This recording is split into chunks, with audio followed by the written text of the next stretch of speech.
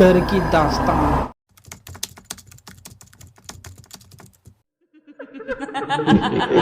एक दिन विशाल नाम का आदमी 7 महीने के बाद अपने परिवार के पास लौट रहा था। विशाल शहर के बाहर नौकरी करता था। 7 महीने का अपना पूरा पैसा इकट्ठा करके वह घर लौट रहा था। उसके परिवार में उसकी पत्नी और 2 बच्चे थे। विशाल रेलगाड़ी से अपने घर का सफ़र तय कर रहा था। रात काफ़ी ज़्यादा हो चुकी थी। ट्रेन में सवार सभी लोग अपनी सीट पर सो रहे थे, मगर विशाल की आंखों में बस नाम की ही नींद थी।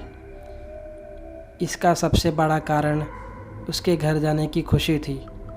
घर जाने की खुशी में विशाल को नींद नहीं आ रही थी। विशाल के अलावा एक व्यक्ति ऐसा भी था जो सोया नहीं था। उसके सामने की सीट पर वह व्यक्ति बैठा था। अपने सामने चुपचाप बैठे व्यक्ति को विशाल ने देखा तो जाना कि वह ड्रैकुला की कहानी पढ़ रहा था। विशाल को लगा कि उसके सामने जो व्यक्ति बैठा है वह किताब पढ़कर अपना वक्त बिता रहा है। शायद उसे भी नींद नहीं आ रही है। विशाल को लगा क्यों न उस व्यक्ति से बातचीत कर कर अपना समय गुजारे। इसी इरादे के साथ विशाल ने उसे पुकारा, भाई साहब।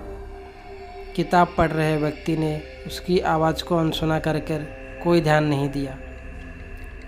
दूसरी बार आवाज़ लगाने पर उसने किताब को नीचे करके विशाल को सीधी नज़र से देखा, लेकिन उसके चेहरे पर कोई भाव नहीं थे। इस बार विशाल तनिक संकोच के साथ बोला, मैंने आपको डिस्टर्ब तो नहीं किया? उसने बोला, नहीं। विशाल मुस्कुराकर उससे बातों का सिलसिला जारी रखते हुए बोला, आपका नाम क्या है? वो बोला, सूर्य प्रताप। विशाल ने कहा, क्या आप भी अपने घर जा रहे हैं? उसने बोला, नहीं।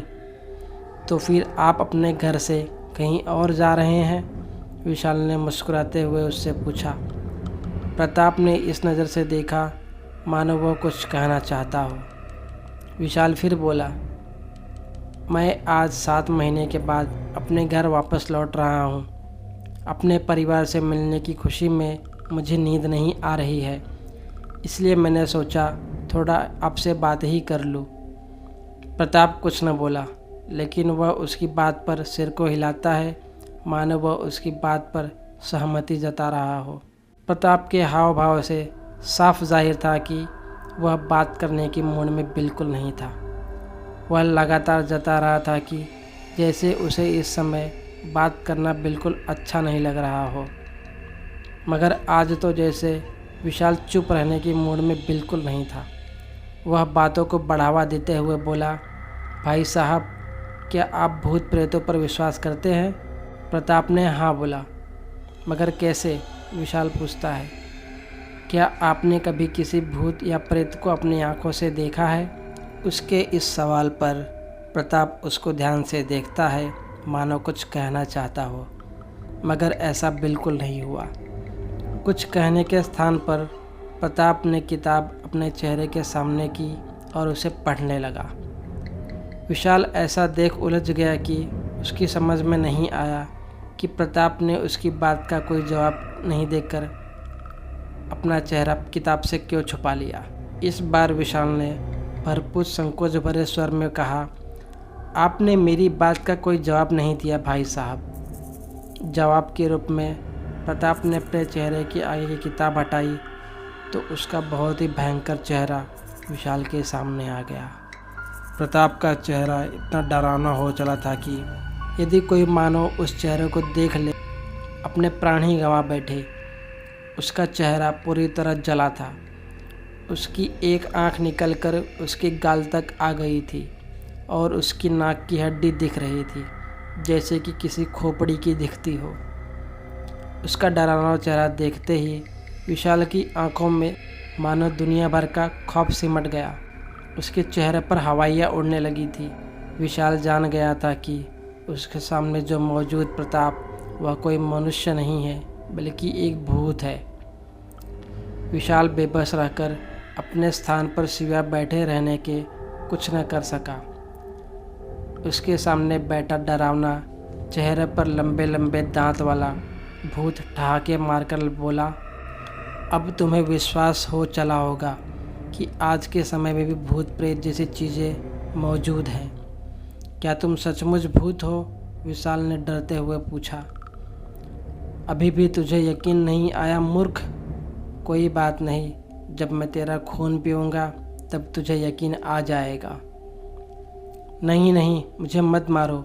मेरे 2 बच्चे, मेरी पत्नी घर पर मेरे आने का इंतज़ार कर रहे हैं। अगर मैं मर गया तो उनका सहारा छिन जाएगा। मुझे जाने दो। यह कहते हुए विशाल अपने स्थान से सरकने लगा। वह भूत उसे देखकर मुस्कुराता रहा। विशाल भागने के चक्कर में अपने स्थान से फुर्ती के साथ उठा और दौड़ पड़ा। उसी समय उस भूत ने अपने स्थान पर रहकर बैठे बैठे ही अपना दाहिना हाथ उठाया। उसका हाथ लंबा हो गया। वहीं बैठे रहकर उसने भाग रहे विशाल की गर्दन पकड़ ली और उसे अपनी तरफ घसीट लिया। विशाल चिल्लाता रहा, बचाओ बचाओ। उसकी पुकार सुनकर रेल में सभी यात्री उसके पास चले आए। विशाल ने देखा कि उसके पास आए सभी यात्रियों के चेहरे भी बहुत डरावने हो चले हैं। अब उसे यह समझने में ज़्यादा वक्त न लगा कि ट्रेन में सभी सवार यात्री भूत हैं। पूरी रेलगाड़ी भूतों से भरी थी। आहिस्ता आहिस्ता विशाल को चारों ओर भूत दिखने लगे। इस चक्र में फंसने के बाद विशाल को हार्ट अटैक आ गया। इसी के साथ सारे भूत विशाल का खून पीने के साथ साथ उसकी बोटी नोचकर खाने लगे। अगले दिन विशाल की आधी लाश रेलवे ट्रैक पर मिलती है, जिसे भूतों ने खा लिया था। ऐसा पहली बार नहीं हुआ था। अक्सर ऐसी ही लाशें रेलवे ट्रैक के आसपास मिलती थी। लोगों का कहना था कि एक रेलगाड़ी जो इसी इलाके से गुजरती थी, गैस लीक के कारण उसमें आग लग गई और सारे यात्री जिंदा जल गए थे। तब से वो रेलगाड़ी और उसके भूत कभी कभी ऐसी हत्याएं करते हैं और अपनी भूख मिटाते हैं। तो दोस्तों, भूतिया रेलगाड़ी के बारे में जानकर अगर आपको अच्छा लगा तो वीडियो को लाइक कीजिएगा और चैनल को सब्सक्राइब कीजिएगा।